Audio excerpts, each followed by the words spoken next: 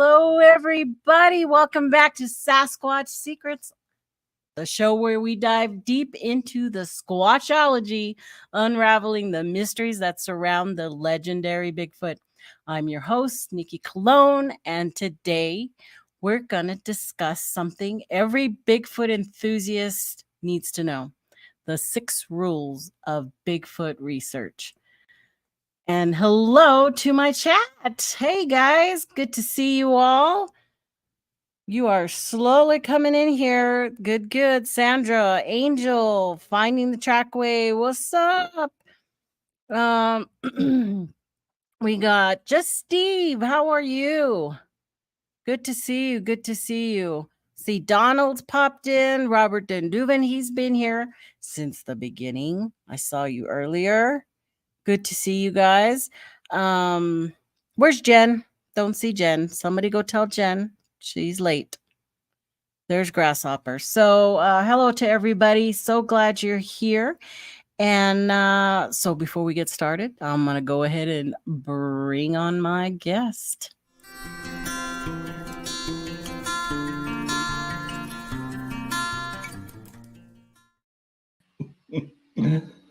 At least that one doesn't make me look fat. I did change it, and I thought, do I do a hard rock one for Gerry, or do I just give him a mellow one? And I'm a mellow fellow. Anyway, how are you doing? I'm doing fine, Nikki. Thank you for the invite.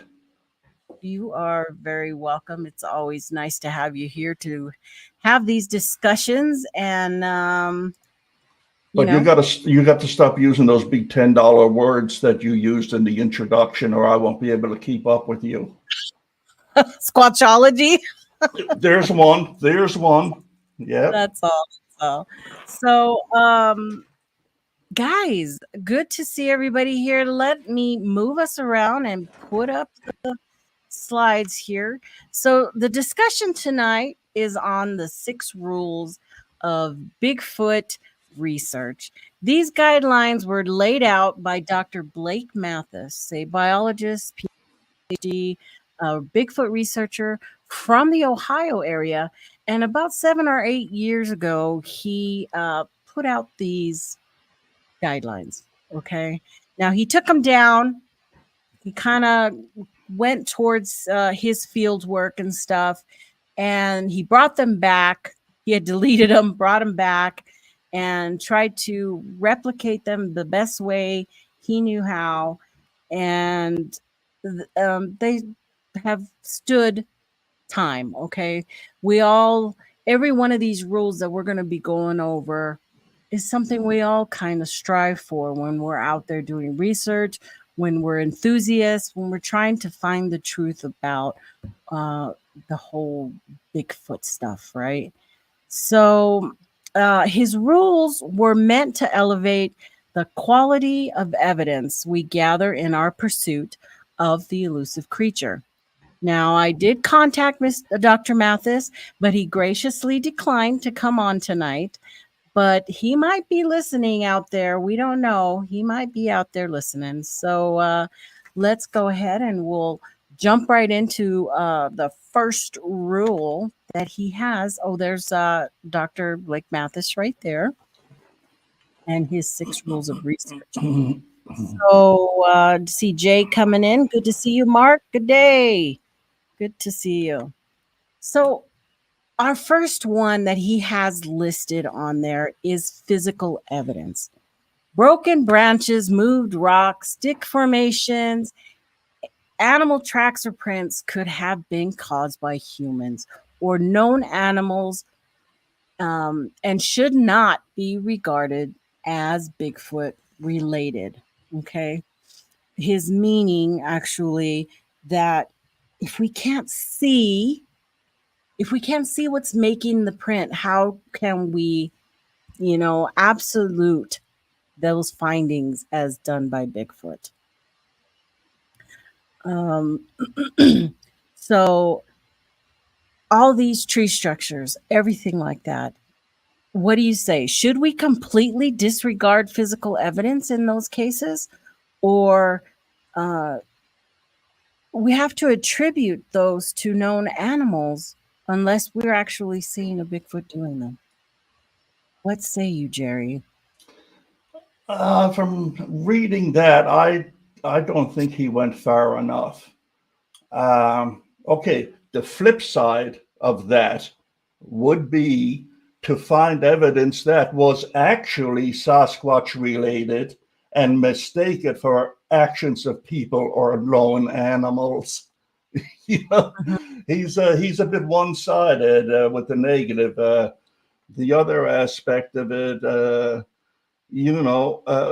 well, both of them, but each requires supporting evidence, or they're just, baseless statements. I think that his point of view is a bit too narrow.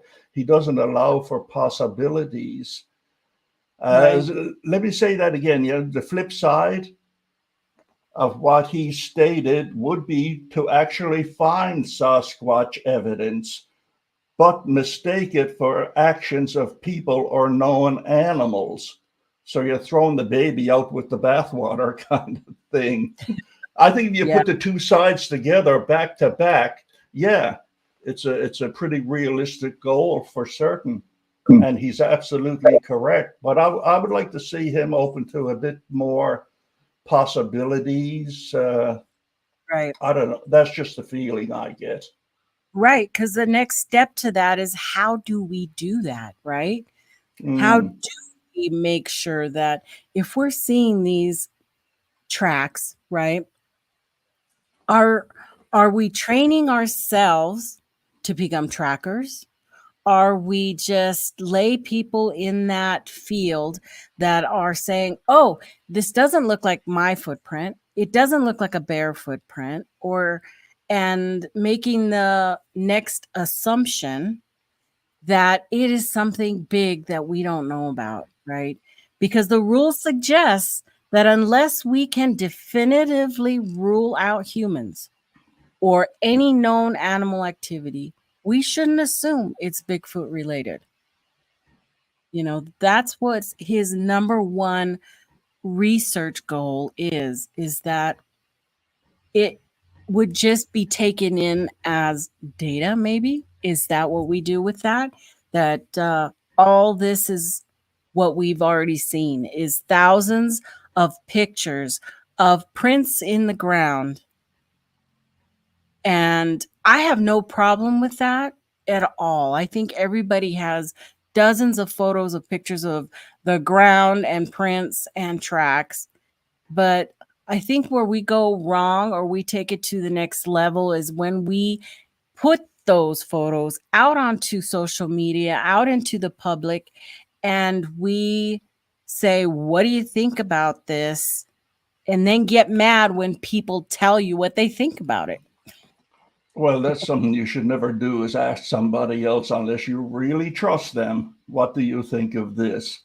I mean, the same thing happened to me. I had this picture from Bowen Lakes of this creature crossing the lake, and it looked like a massive gorilla from behind. And I sent it over to a Facebook page that I frequent at times, and for years now. And I happened to say, well, what do you think of this? Because honestly, I wanted to know, what do you think of this when you look at it? And man, I got harassed and I got hate mail and another troll wanting to, show his picture and get comments on it. Well, I wasn't a troll, but this is supposed to be, an up and up site, where people know what they're talking about. So that's why I presented the picture there. But anyway, I learned my lesson. Never ask anybody on the internet what they think of anything, unless you were expecting a bad answer. It's true.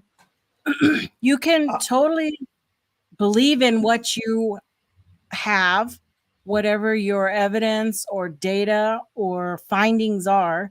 The minute you put them out into the public and make those accessible to other people, you need to be prepared for what is about to happen, because you are going to get pummeled by everybody and scrutinized for whatever you put out. Most definitely.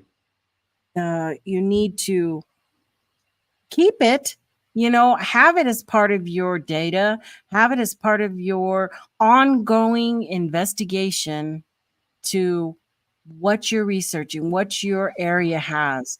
Because, frankly, everybody's area has a little bit different. Some people are going to have more tree structures, that they want to claim as being done by Bigfoot. Some people are going to say they have more prints. Some are going to say, other things. It all depends, right, I on learned whatever. I learned a long time ago, don't show anybody anything unless you have evidence to corroborate it in your own mind and in somebody else's mind. You just don't show them an end product and not tell them how you made it. You know, it's Right. it's it's we're full circle again back on the tracks and whatnot, but don't be so narrow-minded either at the same time when you're gathering evidence. And I'm saying this for my own benefit. I'm not preaching to anybody or telling them what to do or what not to do. Mm-hmm. But it's don't be so blind, have such blinders that even if you see a footprint, a Sasquatch footprint, that you don't say, oh, that's a bear print, a print of a bear walking in its own steps, and carry on again. It may be or it may not be. How well did you study it? And what did you notice about it? And, it's just taking the investigative thing to a little bit of a higher level.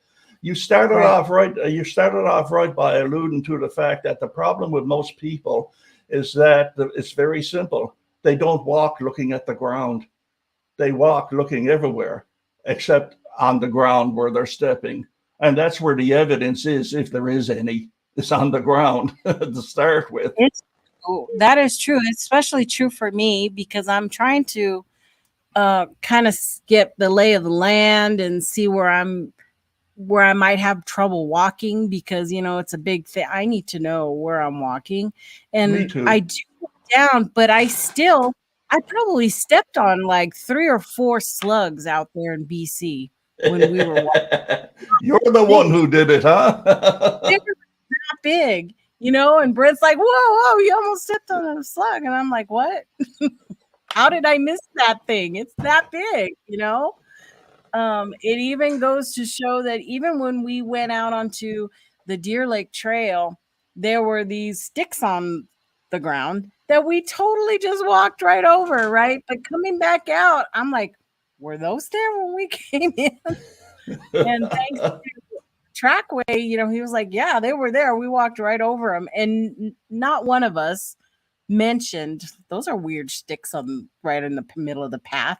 Let's move them off the path, or so we're not seeing them over and over again, because I move that stuff out of the way. Some people are like, don't touch those, they're communicating, whatever. I don't believe in that. That's crap right out of the way. Now if I come back and they're back in the same place, well, then we're talking, right?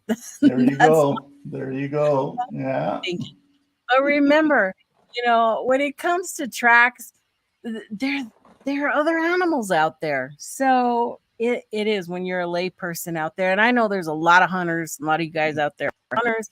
A lot of you guys have been out in the woods as long as I've been alive. And every track, and you seem to know I'm okay. I'm happy for you, But the fact is, the majority of us are not. We are not trained to look at tracks, follow tracks. I can follow tracks for a pretty good way, I feel. I may be all making it up in my head, though. I don't know. I'm not a professional at that. But I think I would be able to track something that's 17 inches long, Yeah. A little ways. Because that's what we're looking at. We're not looking at something that, is a 500 or a 200 to 500 pound bear that you might not be able to follow those round paw prints, but they're not always round. I mean, they're they look like prints. You know, they look Mm-hmm. people prints. Now, because those, of course, you know, they're going to have claws, but not always. The claws are not always going to be visible on whatever substrate, you know, you have. It's all going to be True. a little bit different. And of course, I'm sure this is a grizzly bear. It looks ginormous, but um, some of the smaller prints that you see people following, it could very well be just, you know, bear, of course. And I think that's what you just have to take into consideration when you are gathering that data, you know, is that it could be a bear. And I don't think it hurts anybody to say, looks like a footprint, but it could be a bear, you know? Well, I mean, everybody with common sense who spends time trudging around in the backcountry does do so with one eye on the ground, because the question that you have there is there still value in documenting these findings? Heck yes, especially if it's a grizzly bear, you want to know where he is in Yeah. comparison to where you're at. So, yeah, I mean, you learn. How else are you going to learn about the countryside? How else are you going to learn? Is there lots of deer around there? Is there a bear? Is there a rabbit? Is there, you know, it's a whole story waiting to be revealed to you by just looking at the ground, especially if you're a researcher who's staking out an area for himself to look for a certain creature like Sasquatch or whatever, a rare toad species. It doesn't matter. It's the same thing. You've got to learn what the forest is teaching you, what it's displaying for you. You have to learn it. And Right. yeah, so it is value in documenting these things. Absolutely. You need to know what is in your area, right? And that's the first part of research is going a deep dive into your area, learn what species are in your area. And now that includes birds, because we're finding many of those sounds in the night, you know, are um owls and what have you that are screeching out there, and you need to know what goes bump in the night, because without that you're not really, you know, you need to scrutinize yourself. No, you have um to acclimatize yourself, or every bump in the night is going to have you sitting up in your sleeping bag, shaking. You know, it's you recognize the night sounds, campfire, and after campfire time when you're trying to go to sleep. You become accustomed to them, and for the most part, you can ignore them. You know, uh, it's the not. more you know, right, you get used to the sounds of your area. Yeah, It's harder to do that when you skip around to many different areas. I know that barn owl screech that we heard out there was it was loud, and it was screeching at us, I feel, because we were tromping in its area. So you just, you know, you got to learn that stuff and not let it get to you, because it can be pretty like a horror movie out there in the dark, you know, hearing something screeching at you. But Pine I Island was, yeah, yeah, made a I comment. was. Go ahead. Oh, I was just going to say real quick, he had pointed out that um, I believe we have reached the point where the purest form, I'll put it up here, the purest form of research is not repeating the 60 years of failure, searching for tracks, vocal calls, knocks, marbles, etc.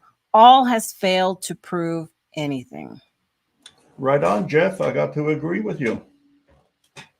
So, I mean, what's the solution then? How do we step up our game, or is there any point in stepping up the game at all? Because there is no game. We're just hanging on to tattered dreams of Sasquatchdom. You know, I mean, Patty might have been the last of her kind. Who knows? And ever since then, there's been nothing to report. You know, if we were CNN, Sasquatch would be out of business decades ago. because there's nothing left to report. But, you know, one keeps hope eternal springing in their breast. And so we just got to figure out ways to up our game. That's all, if we're going to stay in the game.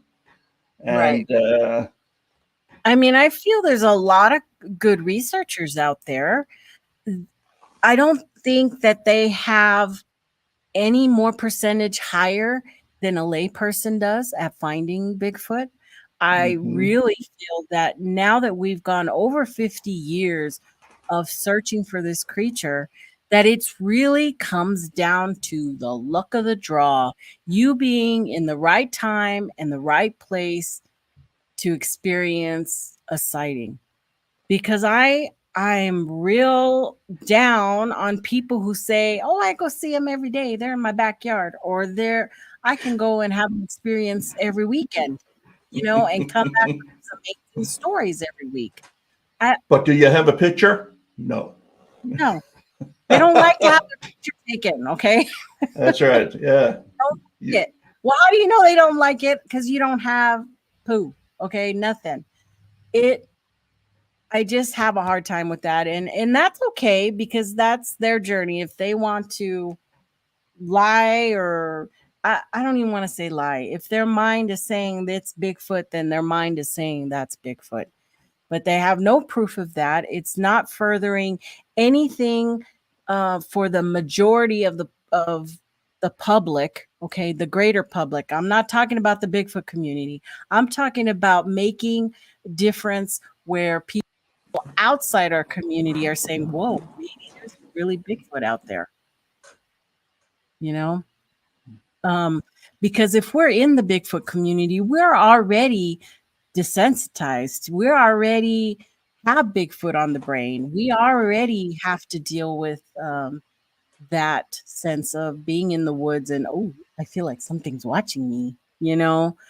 And just try to have a good time, go out there, and hopefully put yourself in that situation where maybe something happens. And it may take a long time for that to happen. You know, I don't know, Grasshopper, how long he had been Grasshopper, how long had you been researching before you had your sighting? You know, maybe we should start doing research on that.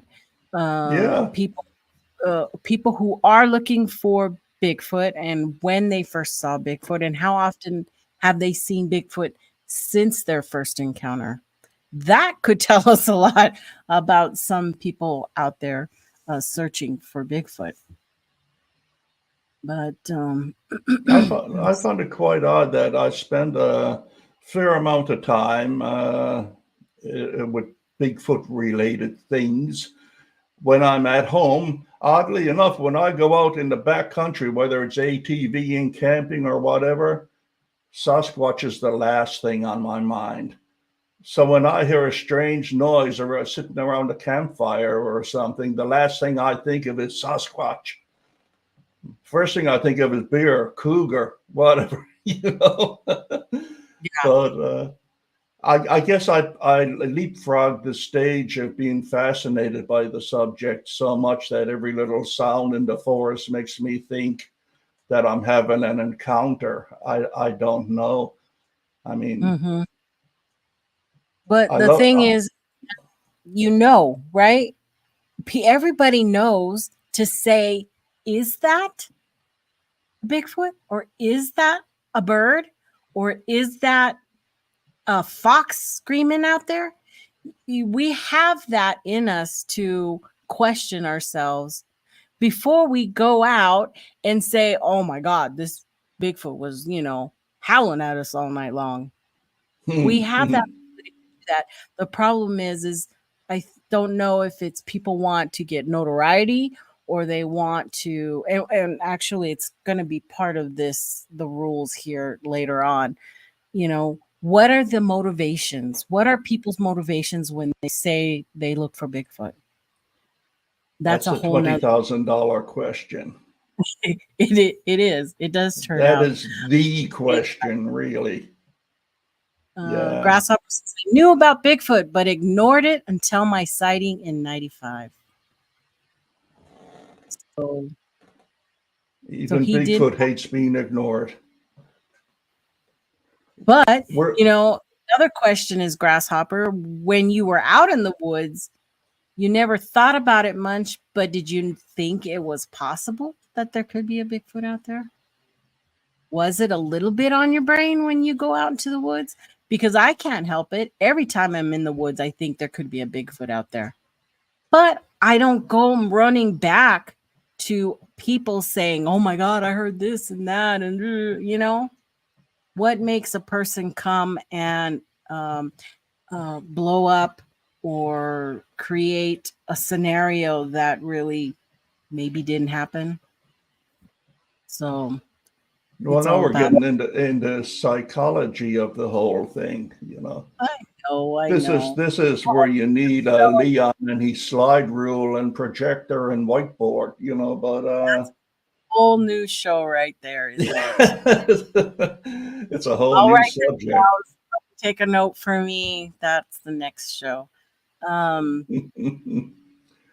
but I Okay. didn't mean to mislead you. I mean, when I'm out in the country, yes, of course, I am looking for tracks or whatever, but it's sort of like done with one eye. I'm not fixated on it. I'm just looking for something unusual or listening that may be attributed. I don't know what I'm listening for because I'm not sure what I would hear. Even if I was listening and I heard a sound, I wouldn't be sure exactly what it was. Yeah. But it's Yeah. it's a strange thing. It's a love hate thing. I love doing it. I hate that I waste so much time on it, and so It's a lovely as relationship, as and as a relation as a that's the way researcher it is. once That's said, yeah, Greenwald to say that. said, that on Monday to Wednesday, I think Sasquatch is going to come out of the woods any moment and turn himself into the police. On Thursday, Friday, and Saturday, I think it's all a load of crap, and I don't know what I got involved in this for. And on Sunday, I don't think about it at all. And that's the whole week, every week, Yeah, right there. And that's I it. believe that. Salvage Monster says, why is this thing being seen everywhere and more than 50 years ago, but yet nothing new, no new evidence? That's what we're talking about. It's the same thing. Why aren't we getting more Patterson Gimlin or Freeman type footage out there? You know what? And I'm not talking about Sunny Vader videos, okay? Do your homework, people. I'm talking about something at least a little bit more credible than some of the hoaxers like Mark Anders, Sunny Vader, Squatch Master. There are a number of hoaxers out there who will continually put out stuff, videos, shorts, whatever, to keep their numbers up, to, keep grasp of people. And do your homework, right? All it takes is to put the name into Google, and all kinds of stuff will pop up about hoaxing and all that stuff. So, but we haven't. Look how fast we jumped on the recent Ronnie LeBlanc post about somebody got something on video, and it fizzled within a couple of days. So we're waiting. Everybody's waiting for that one post to say, I got it. I got Bigfoot on video, or I got something more credible than what we're getting. I think it's going to be this way for quite some time. But, and it's just, if you love the subject, you love the subject. I've heard more people in the last, say, 6 months saying, I'm done. I've had it. I've been looking for Bigfoot. Bigfoot isn't out there. I'm calling it quits. I'm going to turn to something else, because that's how frustrated some people are with trying to find this evidence. And people who are claiming to have evidence and not showing it, that's a whole different thing. for real. I can understand that. When I first got into this almost 30 years ago, I was a gushy little acolyte that, figured, man, this is just amazing. What a topic. And now, after a few decades have gone by, I'm sort of moving over. I see, spend lots of nights at the other camp that don't even believe it exists anymore. That it may have existed at one time, but it's long died out. And we're just chasing our own tails, howling at the moon kind of thing, But it's a little part of me still hanging in there that has faith that, maybe someday something will come staggering across the highway on some country dark night and get hit by a diesel or something, and voila, there we have it. Get Jeff Meldrum on the phone. Get all the boys in, But I'm not holding my breath. I'm not holding my breath, Nikki. Yeah, I'm not holding my breath either. Grass does make a good point that maybe it's not about the Bigfoot, anymore. Maybe it's about finding those other alternatives while you're out there, in the woods, gold panning and camping and having fun fishing and the whole love of camping and being in the woods and grounding yourself. Maybe it's more about that these days, well, that's the fun part. That's the fun part, right? Just like the people you meet. Oddly enough, these days, all my friends are Sasquatch researchers. I don't have any normal friends anymore. What you would call normal. I'm normal. No, actually. But let's see. What does Jeff say? Scientific professionals have degrees educating them in all the variables of their speciality. Yet we put people out with no reference of animal sounds. Yes, that was what I was saying. Sasquatch on the brain, etc. A degree in ignorance. And it's true. We go out there thinking that we might know what's going on, but we really don't. Half the time I don't even know how to use some of my equipment because I'm constantly buying new stuff when I go out. But do I sit there and train myself? I don't. My selfie stick or whatever was doing loop-de-loops, and I'm like, what the heck is going on? If you only knew how much editing I had to do on some of these videos, trust me. You get yourself involved, but it's all about the fun. I got to remind myself that it's fun.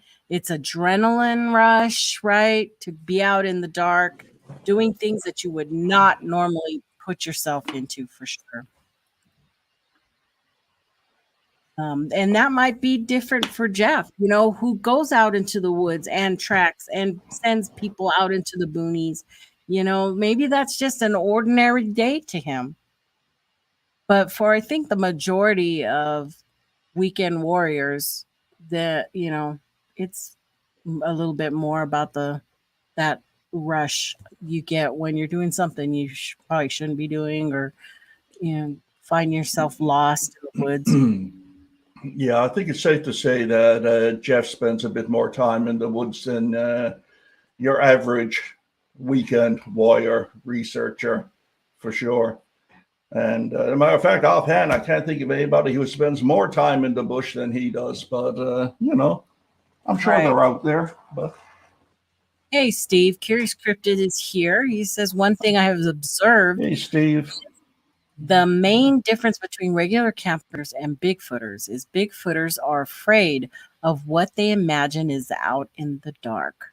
And that is a true statement, my friend. Very true. Yeah, your imagination is your own worst enemy when you're out there in the dark. And you can see that in anybody's videos at night. I don't care if you're seasoned, not seasoned. You're walking and you hear something step on a branch. You're stopping. You're dead stopped and being like, what was that? Am I looking at a bear coming down the thing, a Bigfoot, or is it a rabbit? I don't know. Something made that noise or crunched out there in the darkness. And it can get your heart going there pretty good. And of course, what you guys are hearing right in video land is nowhere near as loud as what we're hearing while we're out there. So, of course, people like Trackway can extract all those sounds with their, little gizmos and Audacity and whatever thing they have to help do that. But see, nobody thinks axe murderer.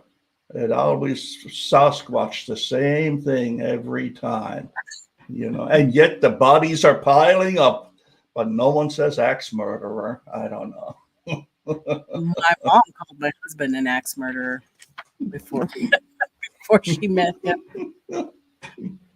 Yep, she did. You're gonna bring the axe murderer over here?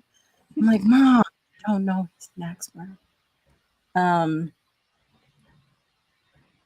Okay, so let's move on to the next one. That was just the first one. We spent 40 minutes talking about number one.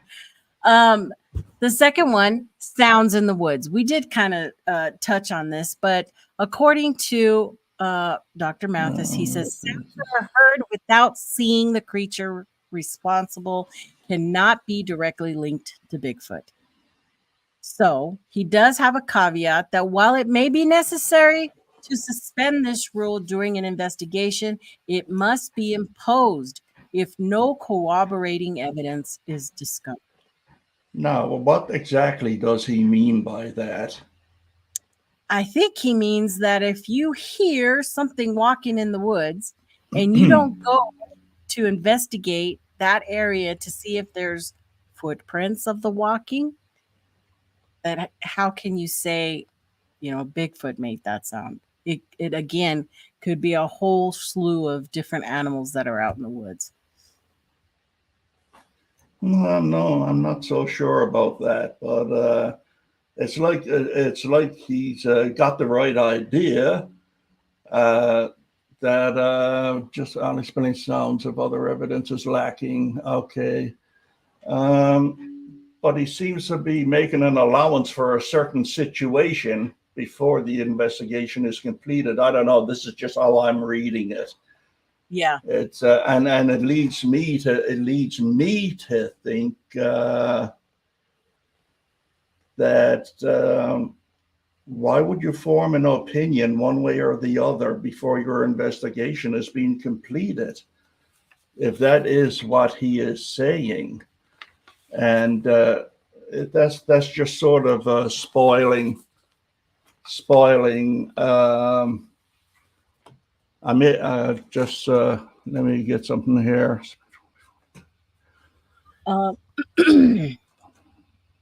Yeah, Jen. Yeah.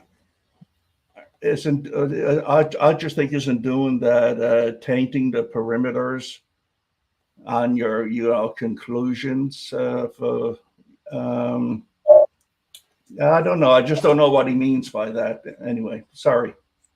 It's probably a lot in regards to what we've been talking about with physical evidence. You need to have something to prove what you're saying is to those sounds. So it's about how can we approach the analysis of auditory evidence in the field. And I think Sasquatch Wizard Jonathan, he makes a good point. Who's the other auditory guy? Well, there's a lot. There's a lot of people now who are saying that we need to get more audio and start scrutinizing that audio better and start comparing things. There's a guy in California. I can't think of his name now. I wouldn't mind getting in touch with him about some sounds. Is it Chris? I can't think of it. He was a researcher, but now he's just gone totally over to the audio sound side. Yeah. That's all he does. That's all he researches is audio noises, audio whatever. I'm sure they'll list somebody else. Yeah, somebody must know him. David Ellis. They're saying David Ellis does all that stuff. I was way far behind in the chat, guys, so look through that real quick.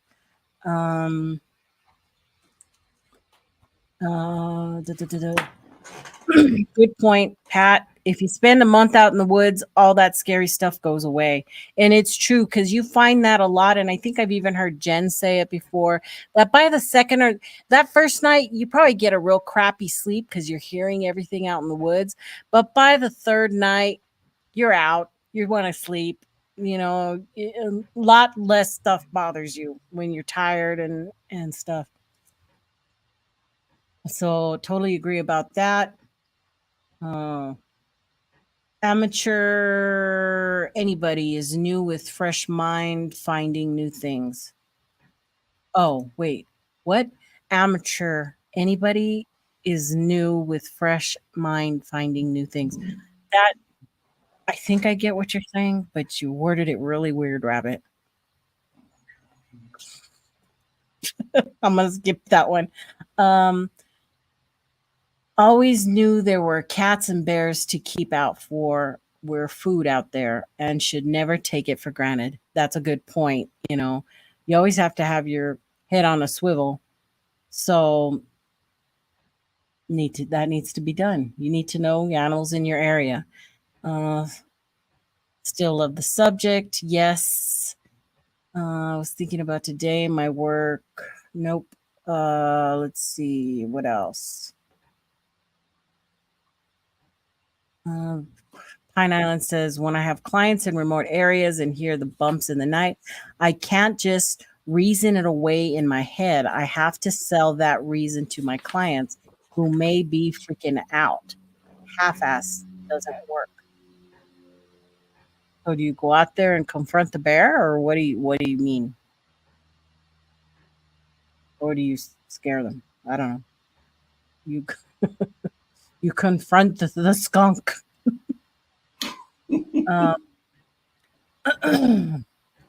I do. I pitch rocks at them. I don't hurt the skunks. Honestly, I don't. I just want to scare them away. Cannot be associated with no. Okay. Deer stomp around at night, and it sounds bipedal. People also don't know that Ron Moorhead had access to recording studio and had recorded an album. Would have been easy to fake. That's another topic for another show. The LARPers must hate the rules. Yeah. There's no rules for LARPers, though. You just want to make things look good, right? You just want to make things look good.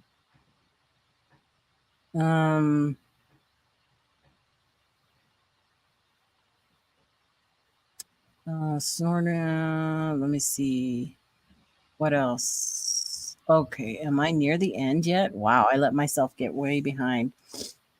Okay, so I guess that's what we can do, is that we just have mounds and mounds of data to go through. Every time you're out in the woods, you know, you're told, did you catch it on audio? Do you have an audio?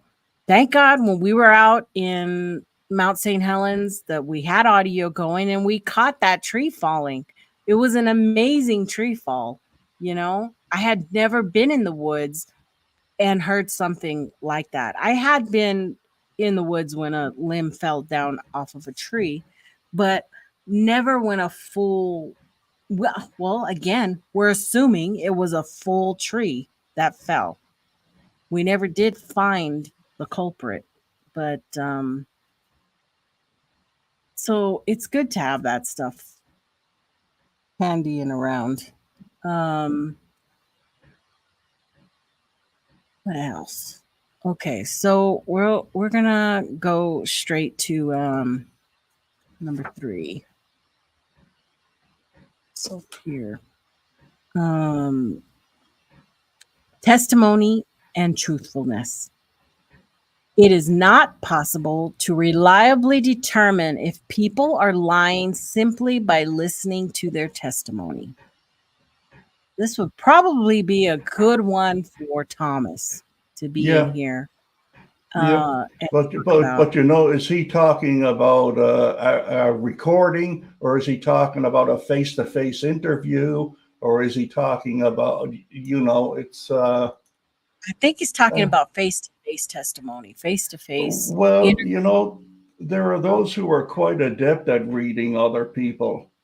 You know, people who are trained in this skill, like Stephen Coles, as an example. You know, Exactly. people can develop this talent. Yeah, your reference to Thomas, there's one there. So it's a very narrow thing to say that it's not possible to reliably read a person with some degree of certainty. I think it's totally possible. Is it a skill like a lie detector? No. But then seeing a Sasquatch is not like covering up a crime either. You know, no, it's not perfect. Neither is a lie detector. But I think there are people out there, yes, who can read people very well. I think so. I think they can, but I still don't think they're infallible. I think So everybody not, certainly not.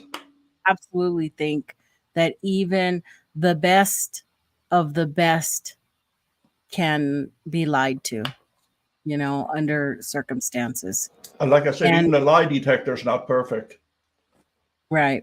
So you have to take that into consideration that people will inflate stories. We have this tendency to want to make something sound better than what the actual thing is, whatever we're talking about, incident, eyewitness testimony, whatever it is that we're about to convey to somebody, is we want to draw that story out, make it easier for people to listen to, make it a nicer story to carry on to another person. And we, as investigators, many of us do not like to just have the, oh yeah, walk down the road and I saw a Bigfoot cross the street. And that would be it, right? That's all they would say. We have more questions about that. Where were you? When did it happen? What time of day was it? How big was it? How tall? Can you tell how fat it was? Was it skinny? Did it have hair? Did it have fur? Did blue eyes, brown eyes? What? We have more questions, right? And we automatically want to draw that simple statement of I saw a Bigfoot cross in front of me. Like this picture right here. You have people who are not in this for seeing Bigfoot at all. They're hikers. They're just out there in the wilderness and something happens to them. And to some of them, they're just like, yeah, I just walked right in front of me. That's all. No big deal. It looked at me and walked away. And, oh, it looked at you. Well, what did it look like? What did its teeth look like? What else did you see? And Well, there's Thomas and his 45 questions. right. Exactly. And I've seen that list of questions and they're amazing questions. Okay. It's an amazing thing to be able to have all of that documentation for a sighting. But does it, is it real? Are people just making it up to give an answer? Possibly. It could be. I don't know. Some people would say, I even heard Stephen Cole say at one time, that if they get them to repeat the story, and if the story doesn't change, they're telling the truth. If the story keeps on changing, they're lying. Because we all know that it's hard to keep lies straight once they start rolling. But I mean, that's why Thomas, number 45 question before number 46 is, okay, tell me the whole story in your own words all over again. He just spent 45 minutes interrogating the poor person. Now he wants them to go right back to the beginning and tell him the whole story again. That can be frustrating. You know, I could see where they're saying, like, forget you, you know. Mhm. Some people don't care about the details. And it's probably bigger than we think. They don't care about all that stuff. It's just a little sensationalized, but you know, how do we validate those eyewitness testimonies? You know, we can document and we can preserve what people are telling us, but validation is a whole other thing. You know, going to the site, Mhm. looking for any kind of evidence, trace evidence that has been left behind.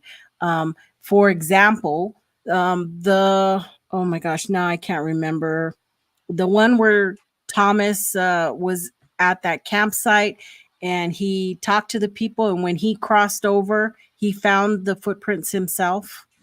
Yeah, They didn't. that was a Chilliwack River Road, and I think it was Hog Creek was the name of it.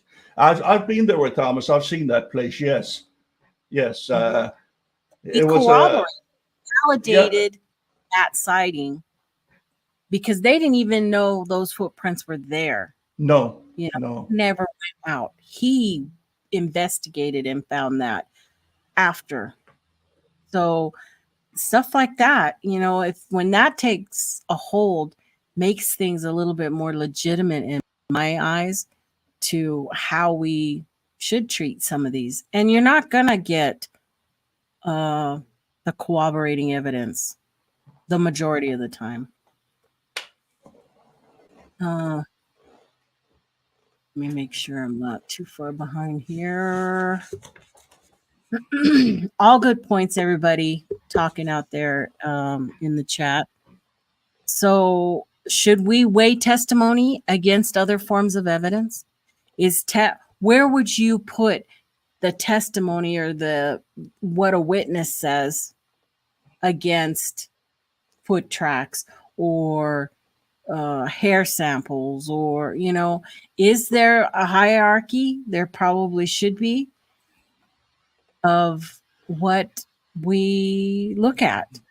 What's more important, the what a person says that we really can't prove, or you know, we have to hold the physical evidence more important, the footprints?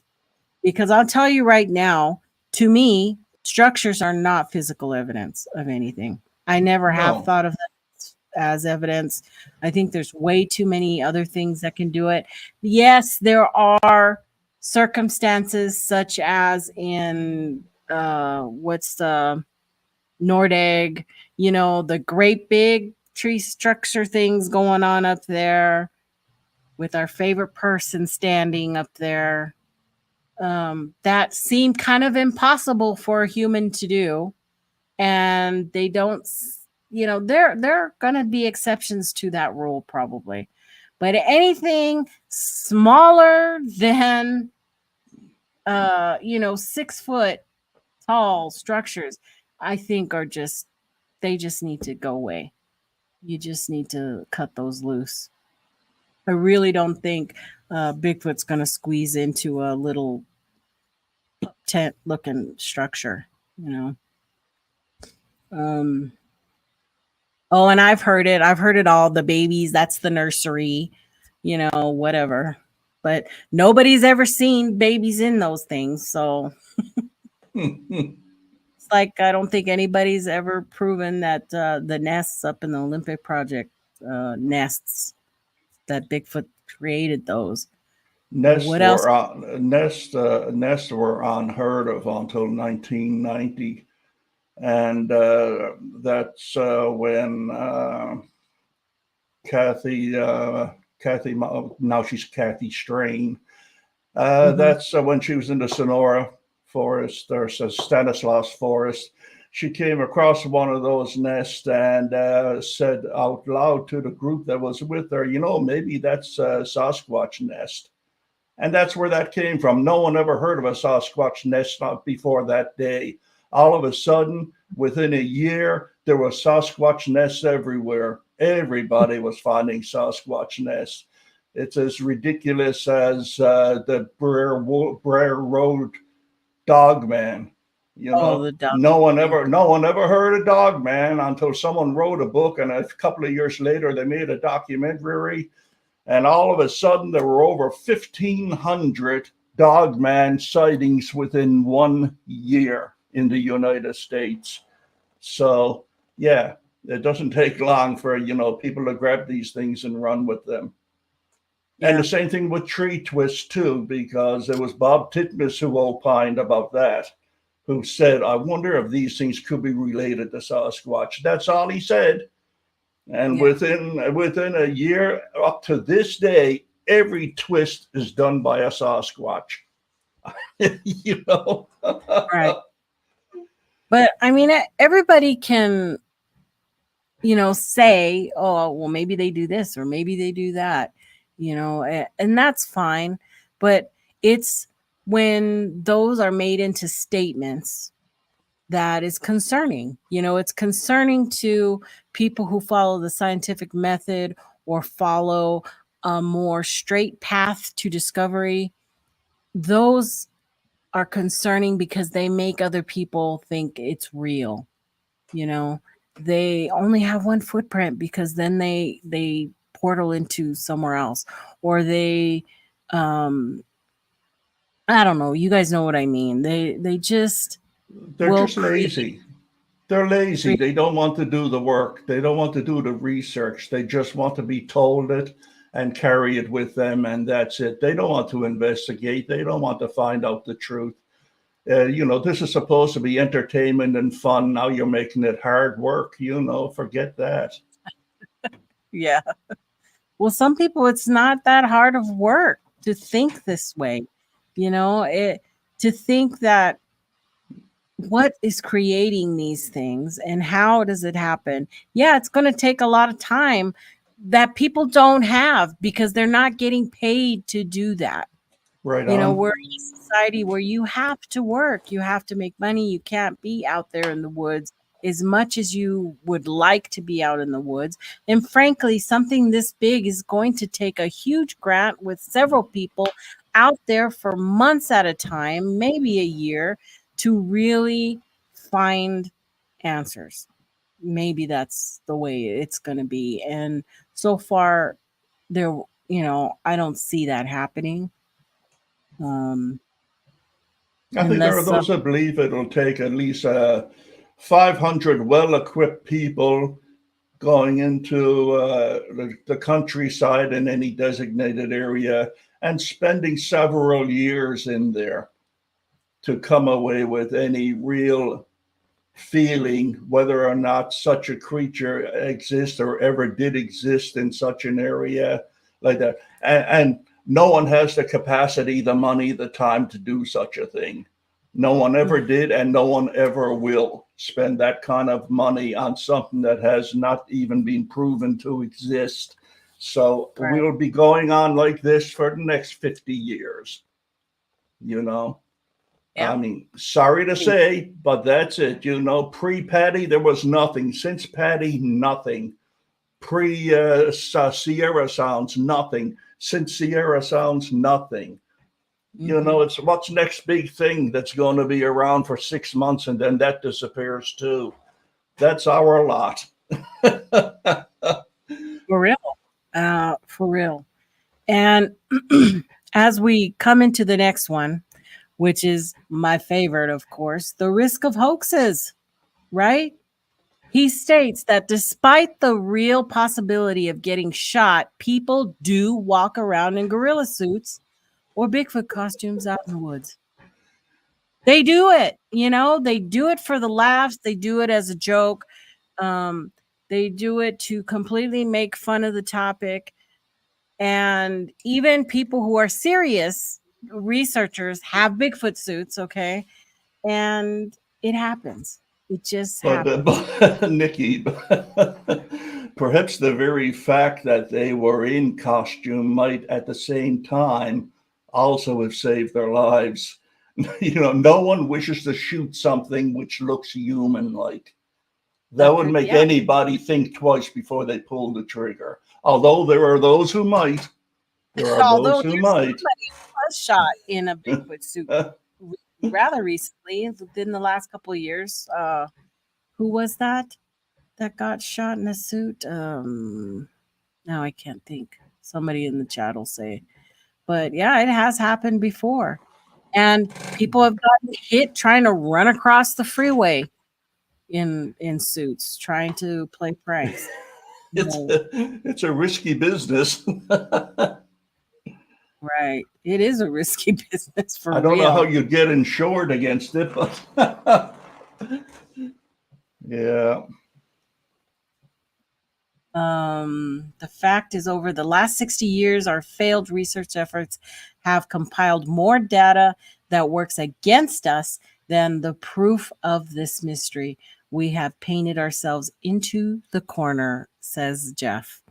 And he may be right. And that statement right there is the reason why I can name like 5 people who want to turn their back to Bigfoot community, the research, right?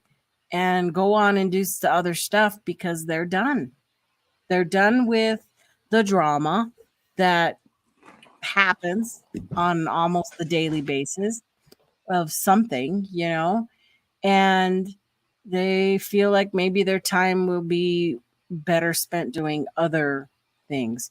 You know, we've all heard Brent say, I've done this for 10 years. I haven't found Bigfoot. I'm out there looking. I'm away from people. I'm giving it his all to discover his truth, right? And his truth would be the only way he's going to believe in Bigfoot is if he sees one for himself. And that's how a lot of people are, you know, on our end of things, is that we need to have that sighting for ourselves to be able to say they exist. Okay, I saw it. I'm happy now, you know, and be able to move on. Oh yeah, I'm with you on that one, definitely. Yeah, but I mean, as the years go by and you get older, they go by faster. And you don't want to be sitting down thinking, why did I waste 20 odd years doing this when I could have been doing something else?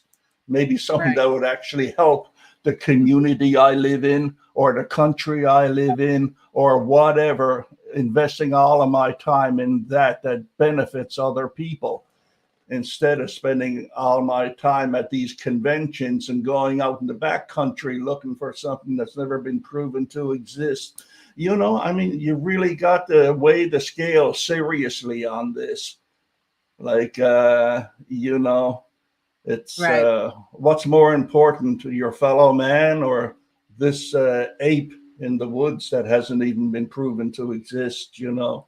It's something that you have to wrestle with, and that's why people get burned out. Yes, it is. That's why they drop out for a few years. Like, I got other things to take care of. I don't need this stuff anymore. I got a family. I got kids. I got relatives. I have friends. I have things I should be doing, you know, productive things that you should be doing. So, yeah, people do drop out. People will drop out. Yeah. And it's becoming more and more that I know several researchers who I think are great out there, but they're not. They've completely drawn back from Facebook, drawn back from YouTube. They may drop one video every 3 or 4 months just to let people know I'm still here, you know, but they got so tired of the scrutiny and of having to justify their work in the field that they pulled out. And they were really great researchers, you know. It's like John Redtron. I used to love watching his videos, loved watch what he was putting out there, and he drew back. He says, forget that, you know. And you can still find some of his stuff out there. Occasionally he'll put out a few things. But I know he follows me. He may be watching now. I don't know. But, you know, there's some people who have maintained their credibility and have gained more credibility by pulling out, because they were just like, I'm doing my thing. If you don't like my thing, don't watch. But now nobody will watch because I'm done. And it's sad for some people, but I totally understand that feeling. And I think that's what a lot of people might start doing even more, is that realizing how toxic the online community can be in this type of field. And you don't want that. You really don't want that. I dropped out for about 3 years because of social media. And by social media, I mean communicating with people through social media in forums and such. And I found that, it's like this little horde of savages that want to attack you as soon as they find out you have a skeptical bone in your body. And so I would fall for it. I would fall for it. Somebody would come along and say something disparaging about, most of the time, me, not what I'm talking about. And I would go to bed that night and I would be grinding my teeth, How dare that jerk call me blah, blah, blah, and blah, blah. And this went on for about 8 or 9 months. And I was like, God, this is really getting to you. You came here to watch this TV show, and all you're doing is grinding your teeth thinking about that message. And I thought, that's enough. That's enough. I'm out of here. I'm done, because this is just getting to me. And, and I'm done. And I came back after a few years with the lesson learned: just stay off social media. It'll cure a whole bunch of ills if you stay off social media, Yeah, for sure. I mean, I've been in that same situation where I have let things get under my skin, and I'm in there with my kids trying to watch TV or whatever, and I'm on my phone just typing away, complaining and doing and they're like, "What, you said you were going to watch the movie? I can't. I got to respond to this right now." And it's over your life. And my youngest won't ask me anymore to watch a movie unless she says, "Are you really going to watch?" And I'm like, "Yes, I'm gonna put my phone away." Is there somebody in your head living there free? It happens. It happens when you when you make a decision to be public, okay? Yes. And then you make a decision to become an online podcaster, have shows, whatever your medium is. You have to realize that you put yourself right in the front lines, that you betcha. You will get the criticism, and that is fair game. That is fair game when you're doing this type of medium. And it's hard. It's hard to hear that. And it makes you almost want to quit every time something shitty happens, or somebody says something that you're like, that is not true. I am not that kind of person. And that's right. Get all indignant and huffy and, Yeah. Been there, done it. Sometimes it's to the point where you get threats. And that's not cool, and that shouldn't happen for just giving your and doing all that. Yeah, but you got to understand, it's not you, it's the culture, the society that we live in. And it's not just in this subject either with Sasquatch. It's in every subject you can think of. It's the same thing. People are experiencing the same thing. And, it's just our lives. It's just our lives. Yeah, it is our lives. And what are we going to do? There's going to be people out there who are going to hoax us. And all I can do is, if I find out it's a hoaxing, I can tell you what I've found. And that was the whole point of my intention of my show to begin with, was if I find something, I think you guys should know about it. And I'm going to let you know what I have and what I found, and help the new people coming into this field, which are by the dozens come in here every month looking for answers because they have such an enthusiasm for Bigfoot, and it turns out it's so much more in this community. So, for sure, that's what we have to do. But it's going to be hard in this age of, AI, better Photoshop, better methods of fooling us. It's going to get hard to determine what's real and what's not in terms of photos, videos, audios. Anything now is fair game to be duplicated, messed with, altered, and it's really going to be hard for the legit researchers to put out any of their findings and not be criticized for I it. think you're going to see a lot of honest, people go by the wayside because of AI. I mean, it's primitive now. It's pretty good, and it's in the primitive stages. And every 18 months, technology doubles. Whatever you're talking about, by the time you get your TV set from Japan, the next model is already running down the assembly line. The new and improved model, and that's AI too. I say 2025 next summer, half of us will be gone. We'll be gone because we'll be so fed up and so disenchanted. Where do you go to hear a word of truth anymore or believe anything you see with your eyes? It's going to happen. It's going to happen. The only people, boy, are you going to be busy, Nikki, because the only people who are going to be left are the hoaxers. The only people, the only channels are going to be real are the ones showing the hoax. They'll be selling little Nikki dolls with spears going through the body, little voodoo dolls at convention and everything. Oh, yeah, the convention guys will still be here, too. They're making money. Yeah. Oh, for sure. I mean, there's always going to be the love of the subject, but for some of us who really are looking out there, are spending hours and hours out there in the woods, I don't see social media being a friend to any of that. No. So,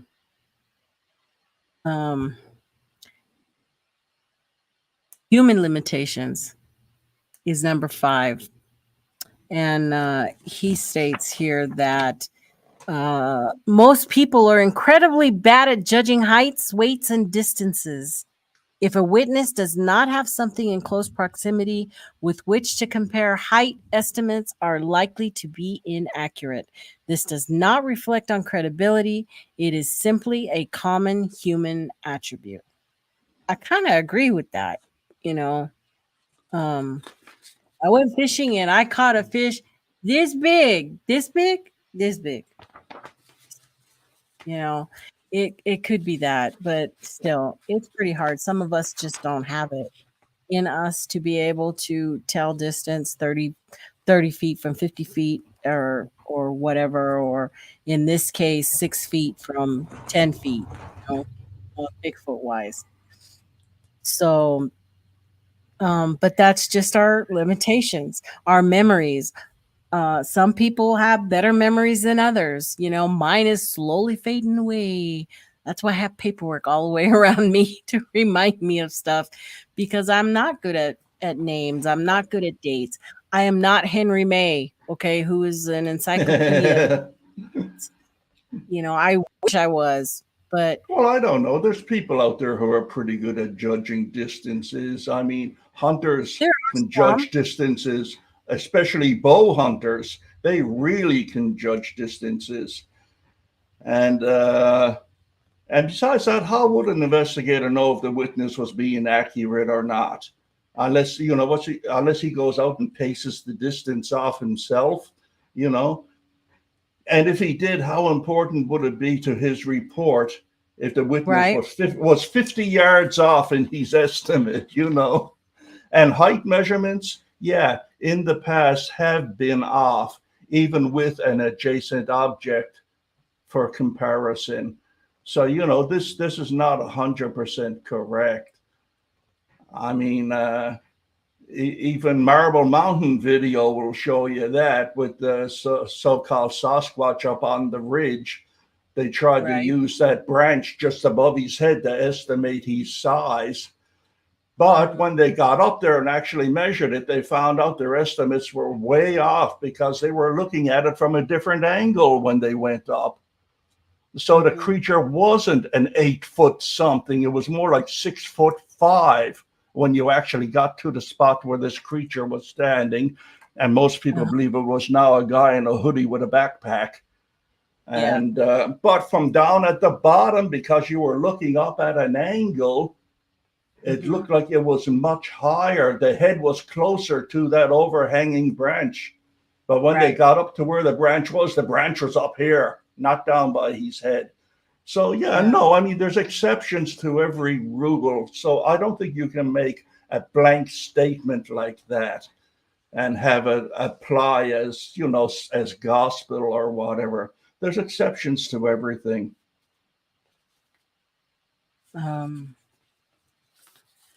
What does Jeff say? He says, oh, he's talking to Trackway. If I was trying to prove it's true, my encounter would mistakenly be used as evidence in my head. When trying to prove it does or doesn't exist, my encounter poisons the integrity of my data. And a lot of people wouldn't think that way, though. You know, a lot of people wouldn't. When is your book coming out, Jeff? I'd buy it. Already. Where is it? Do I have it right here or is it over there? I think I have it over here somewhere. He did put a book out of his encounter. It was his encounter story.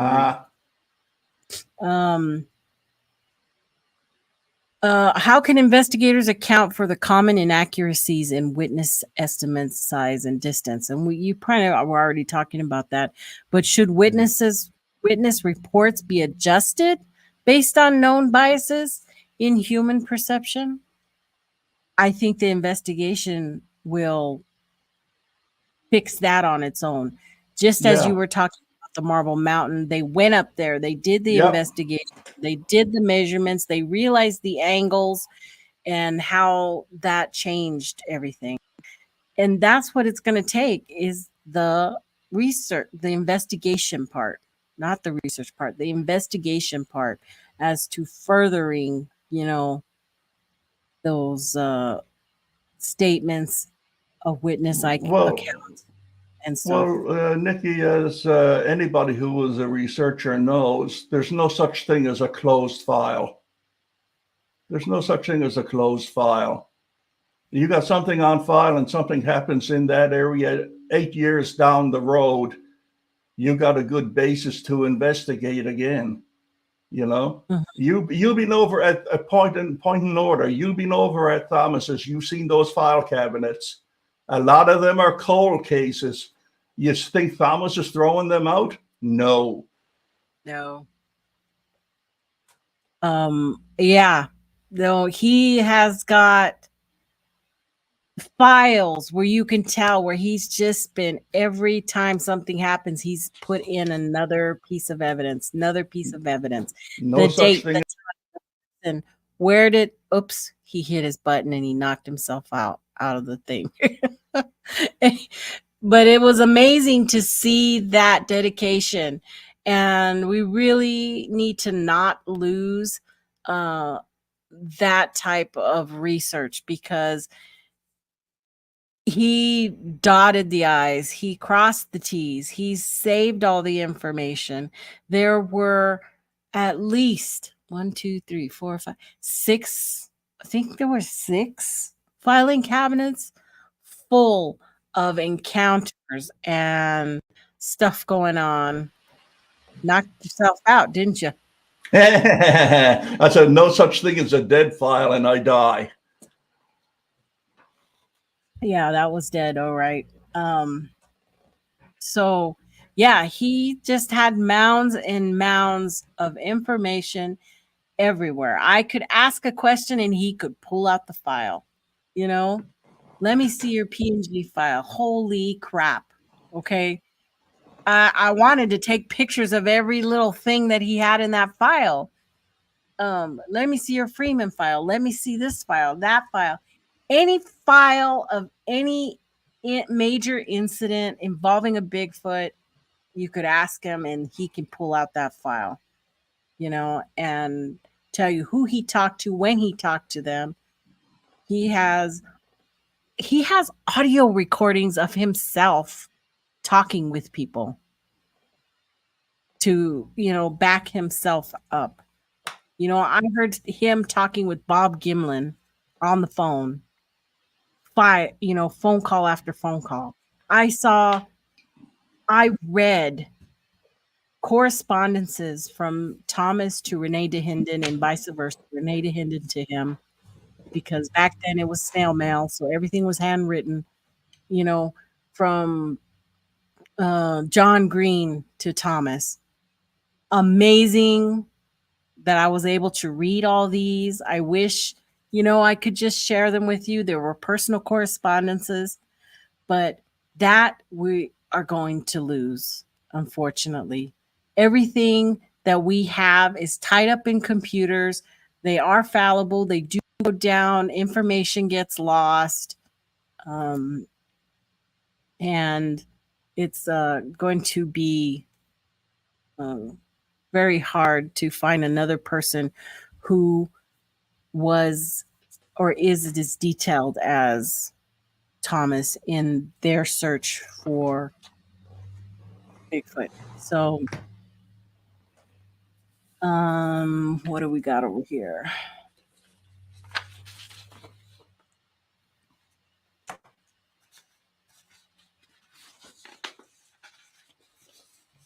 Proactive. Okay. The last one here is attention-seeking behavior. So the rule states that despite no obvious monetary gain or fame, people will invent Bigfoot sightings to gain attention. This is true even if the attention is only from a few Bigfoot researchers. So he's saying that there are many people, many researchers out there who would rather do a little hoax or convince people of their data, their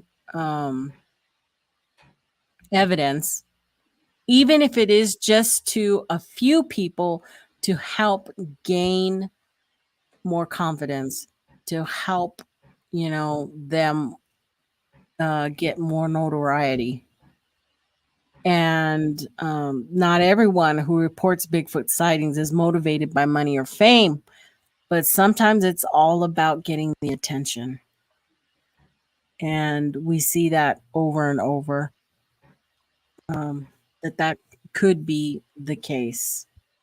So I had put, what are the signs that Bigfoot sighting reports can be fabricated, for attention? What are those signs? What do we question? We question. As a group, we question everything that's coming out, and that's probably the only way we can combat that type of stuff. Hence, the Ronnie LeBlanc thing that came out. Everybody was up on top of that. So I think that needs to continue to happen. And how does the community handle cases where there's suspicious or false reports? Do we just let it go? A lot of people would say yes, let it go. People like Brant aren't going to let those go. They're just going to have to face the facts. There are people out there who aren't going to let stuff like that go. What say you, Gerry? I think that as far as people looking for notoriety or anything goes, I think that this theory is, applicable to some people. certainly not all, nor many either, you know. And the reasons why they would do this runs from inclusion to mental instability, I guess. But all in Right. all, I think their numbers are not something for the average investigator to worry about, in my humble opinion, anyway. I mean, they're a nuisance, but is it rampant? Only I the don't people know. probably know that. Because you're right. If you're a researcher and you're trying to do the honest thing and do your path, your search, then this Hmm. shouldn't be. You should just be doing your own focus on your own stuff. Yeah, Yeah. And yeah. your materials and whatever you're coming up with in your research.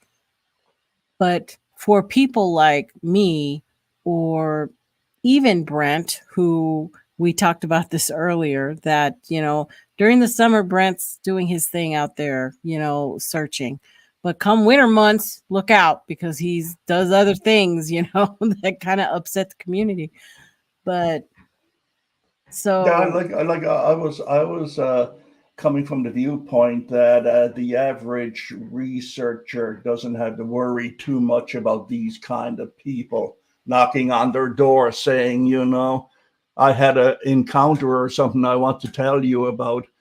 On media like this, yeah, it's rampant. It's like, more fleas on a dog. And but I mean, the average researcher who does face to face talking, and by the way, life is a lot different out there in the real world as a researcher or an investigator than what you witness here online.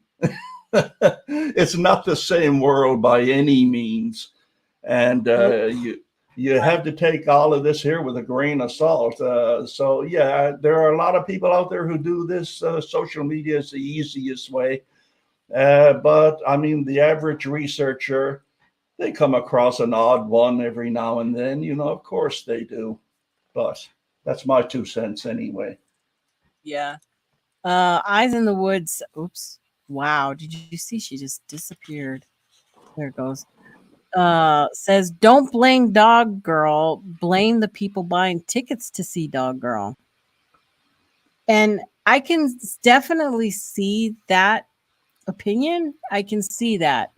But put that into Bigfoot.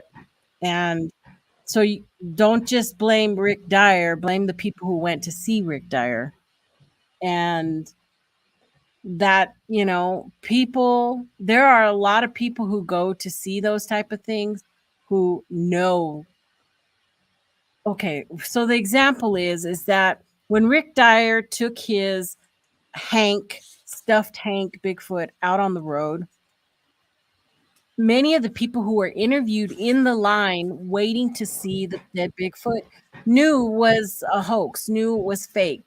And they said that. They said, "Oh, we know it's fake. It's just fun to come and do something and fun, carny atmosphere to come and see what he's got, but we know it's fake. We know it's not real." So those are the people that you would be. What the heck's going on? My dog is doing something over there. So, I can see yes and no because I'm one of those people. I love to go to carnival sideshows. I love to go to fairs and see weird and unusual things and pay money to go see those things. But I don't think that makes me the problem, for that. Because making money, however you make money, that's that. Um, I lost my train of thought. Sorry. My dog is wigging out. Can you take her out for me, please? Thank you. It was my daughter making noise. It wasn't the dog. Um, I think you were saying there's nothing wrong with making money. I think there's nothing wrong in this field when you want to make a buck. Now, yeah, it was wrong because he was saying that was a real Bigfoot and he killed it and stuffed it and blah, blah, blah. That was totally wrong. Okay. So, but in other things, you know, going conferences and spending money to go to conferences and pick up all the little doodads that all the people are selling. I don't think there's anything wrong with that, and more power to people who do that. So, Yeah, there's no victimization there. right. Whereas there would be with hoaxing. Right. Yeah.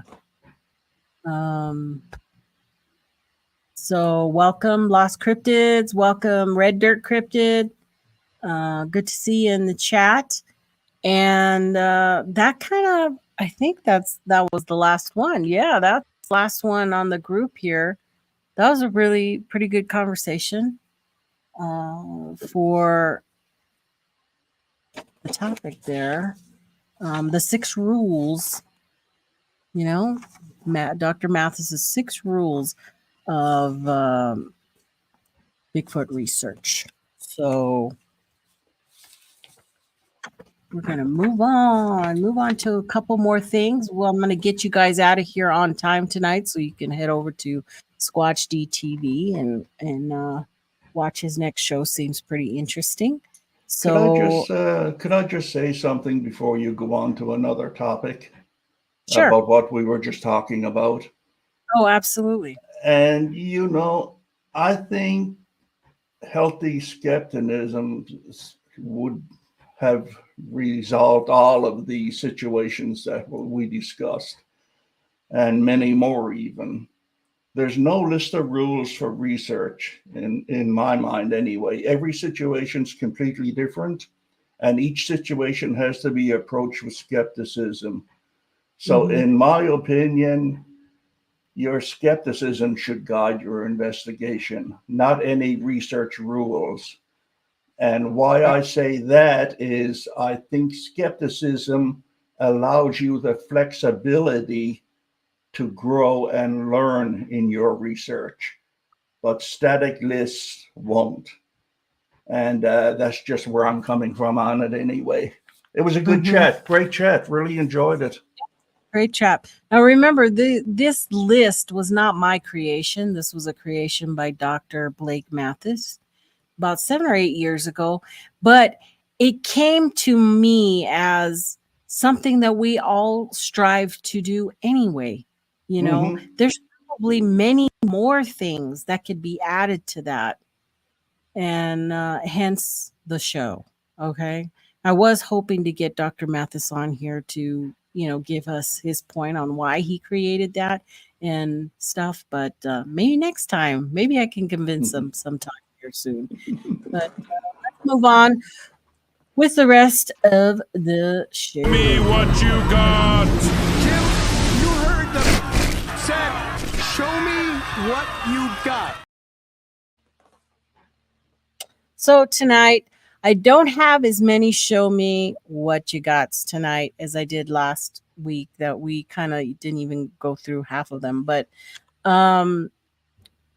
just remember that people are going to continually troll the Bigfoot community while on social media, and they're going to keep putting out pictures now that it is so easy to put in a prompt into their meta, into their AI generator, and come up with more BS.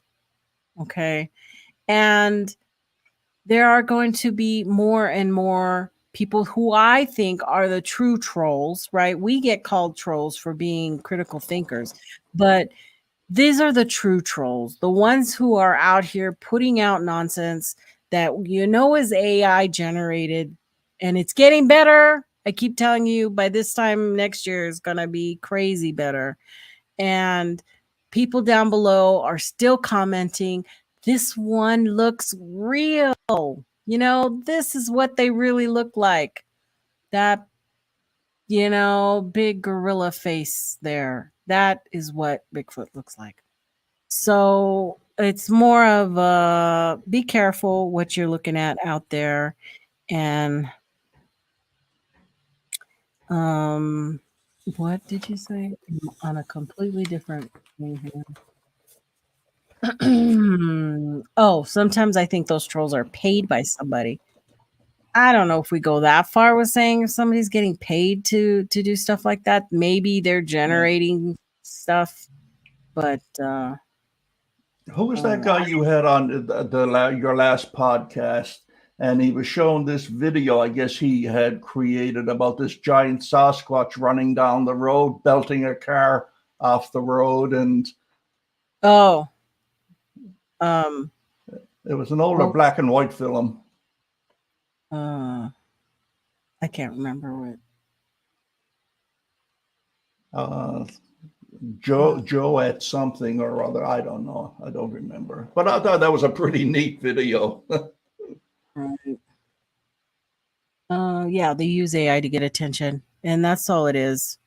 And he, all the comments so far. Well, that had barely been a day ago, but and there were already 10 comments. All of them on there saying, "Whoa, that looks cool. Oh, I'd be scared. Oh, that's I'm hoping a lot of people didn't comment on that because they knew it was AI generated and are just tired of that kind of stuff. I mean, this is off of the coalition, and Steven Strufert says that Ronnie LeBlanc announced to him that this one is real. So that picture right there, it's a picture, but it has a grass skirt on, okay? And come on. No. Do I need to get out my Why is he purple? I haven't used it in quite a while, but my BS meter, total purple BS. Sasquatch. Okay. Come on. Total BS. That's fake. Not real. Just say no. Okay. So, but now I'm in a totally different place here. So let's move on. We'll move on. I have more news.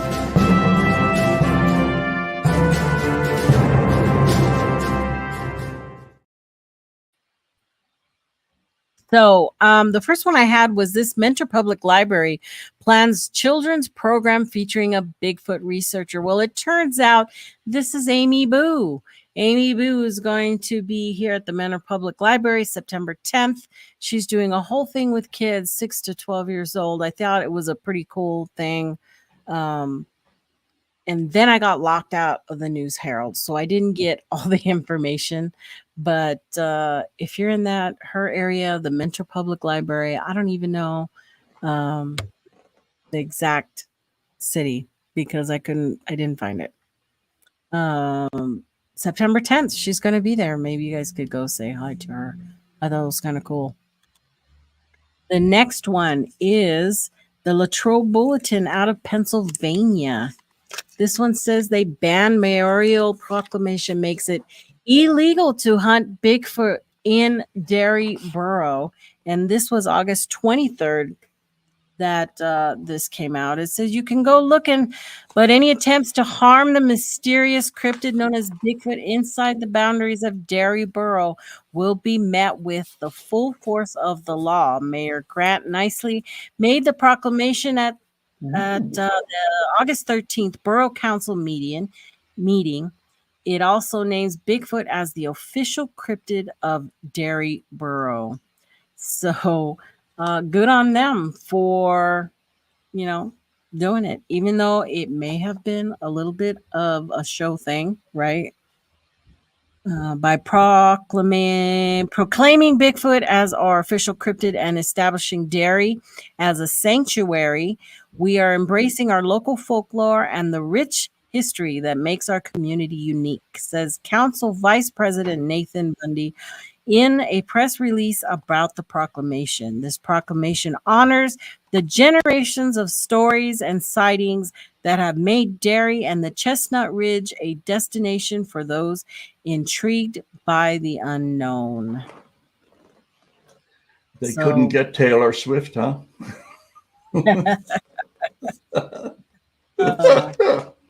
One is related to that too. What else do I got here? New Bigfoot movie at Canton Palace. I didn't know what they were referring to, but it turns out it's Small Town Monsters, independent production company that we all know, Small Town Monsters. Is presenting the film, one in a series of exploring various aspects of the Bigfoot phenomena. Filmmaker Seth Breedlove heads Small Town Monsters. The new film explores the Great Smoky Mountains in search of evidence and clues of Bigfoot. Stories and accounts of Sasquatch-like creature known as the Wood Booger is also examined. Joining Breedlove in this quest are researchers Russ Jones, Matt Pruitt, and Mark Matsky. So I was like, oh, we know those guys. I just, hit it up because it said new movie, and I like to explore the new movie stuff that comes out. So good on them for being on the Canton Republic. Good stuff. So, this next one is Bigfoot reportedly spotted 189 miles from Atlantic City, New Jersey. And I thought there was going to be a whole story on it. And it was a clickbait type of thing. It stated that, and then there was no story attached. Instead, it had several different stories about recent sightings of Bigfoots. This one here, the Atlantic City, New Jersey one, it had a one about Virginia. A witness says that he saw a Bigfoot crossing a road in Spotsylvania County, Virginia on August 9th. Joseph Seymour, 21, filed a report with the Bigfoot Research Organization. And Seymour says he was driving on West Catherpin Road when he saw the very large creature with human-like proportions, according to a report on the website. The very tall, dark figure ran across the road, roughly 40 yards in front of his vehicle. It was across the road in a few big steps with long arms swinging like a biped. It was definitely not a deer or bear and stood between 7 or 8 feet tall. The encounter took place at around 8:30 p.m. He said there would be no reason for a person to cross right there in the near darkness when the person could cross at the intersection of the roads 20 yards further along that one again. And then this last one says that Bigfoot encounter in South Jersey. Oh, this one switched to 2014. That's easy. So look at that one. You seem to be having a mic problem, Nikki. You're muffled. Now you're better. Too close to the microphone. I get too close when I'm looking at my paperwork. Okay. So last one.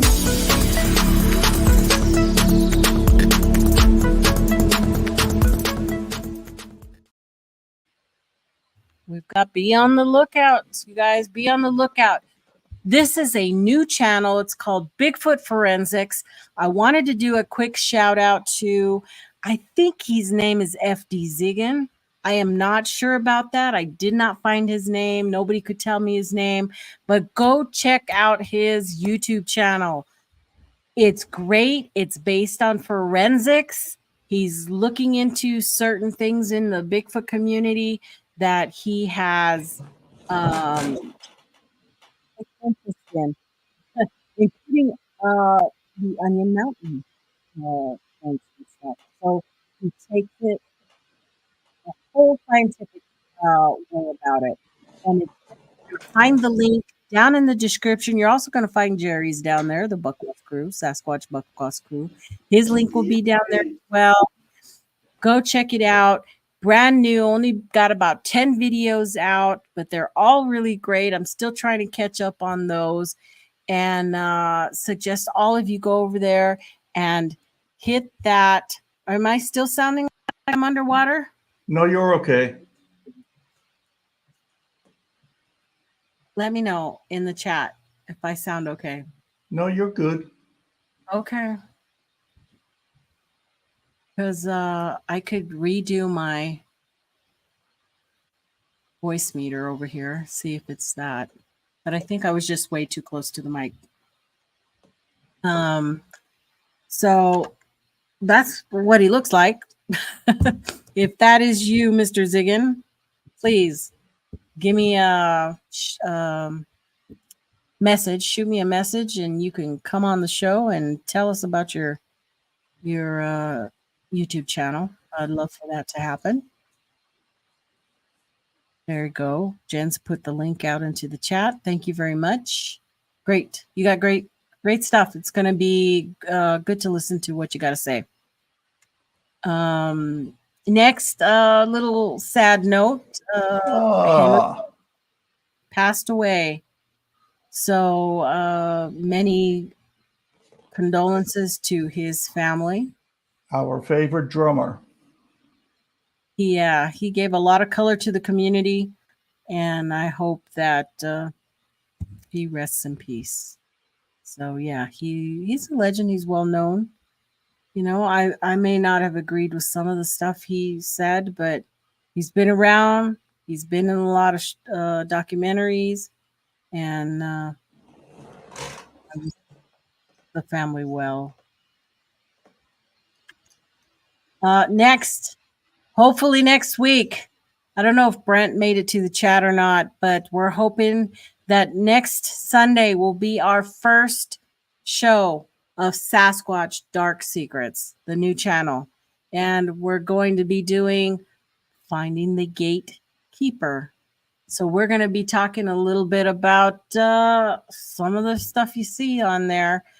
Hopefully it doesn't get too crazy, but my guest will be Tate Hieronymus and Brent.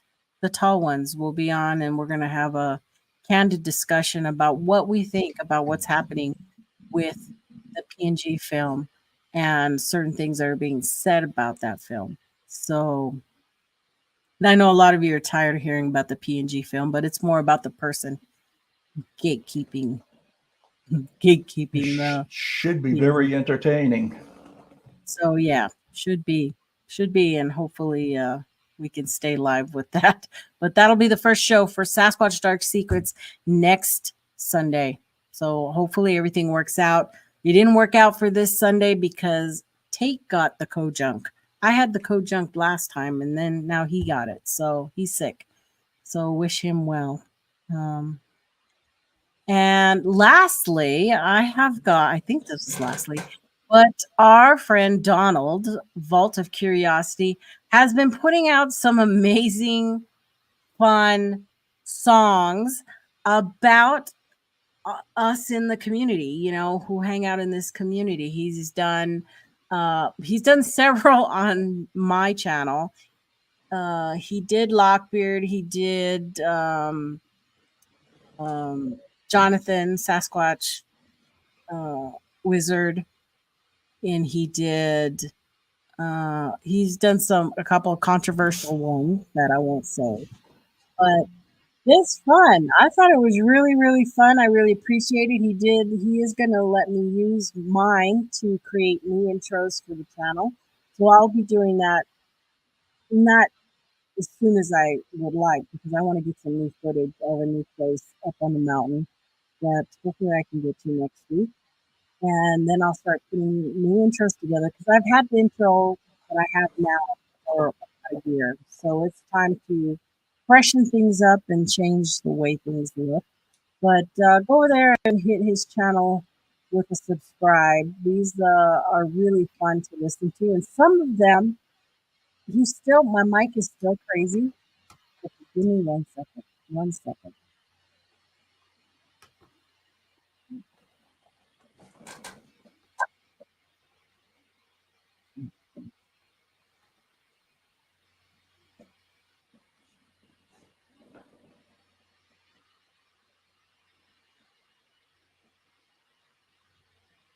Well, the meteor shower is pretty.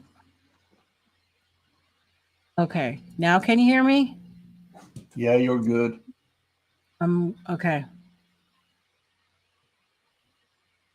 Okay. Well, we're almost done here anyway. I got to get people on the road to the next thing. So I think that's it, everybody. Thank you for coming, Gerry. Hey, my pleasure anytime. having a chit chat with me today. I hope it's good now. Yeah, now I'm getting off. See, I should have done that before. I didn't know my mic. The voice meter got jumbled. Sometimes I have to restart it. It's like starting an engine, you know. You have to. It literally says starting an engine now.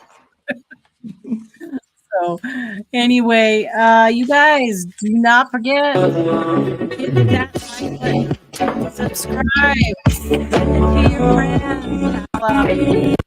Over here, give me a chat. You know what you guys want here. About this week. See you guys all next time.